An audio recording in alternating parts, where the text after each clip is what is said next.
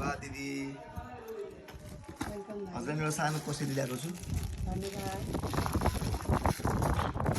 दक्षिणा दिनु पर्यो दिदीलाई फेरि होइन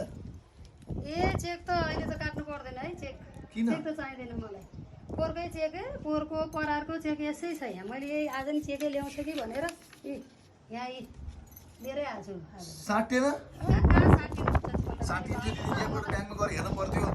6 महिना भइसक्यो सुन साट्दै गएन चेक लिन भन्नुभयो चेक लिने 50,000 को काटिदिन्छु है क्यास भइदियो कि 5,000 आउँछ भयो त्यो बरु 1000 दिनु हुन्छ 2000 दिनु हुन्छ मलाई त्यो 50,000 को लोभ छैन मलाई क्यासै चाहिन्छ 50,000 पनि नहुने चेक नहुने चेक त हुँदैन यहाँ छ त 1.5 लाखकै छ 50,000 को चेक दिन्छु भनेर दिदीले मान्नु भएन अब 5,000 को क्यास गरियो यो चेक त ल यस्तो पाराले नि अनिखेर हजुर पैसाको भ्यालु चिने खोइ हजुरले ल 50,000 दिन लाथी मैले आज दिनलाई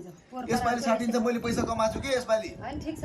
रिसोर्ट मेरो लिखु हैन मेरो भाइले लिखु रिट्रिट भन्ने रिसोर्ट चलिरहेको छ मेरो उल्का चलिरहेको छ रिसोर्ट मेरो अहिले सधैँ त चलेर हैन ठीक छ तर मलाई पोहोरको क्यास अर्को चलिरहेको थिएन त ब्याङ्कमा जाँदा मलाई हगिदान भइसक्यो तै पनि सोच्नु चाहिँ गरी दोहोऱ्याएर सोच्नु ठिकै छ यही ठीक छ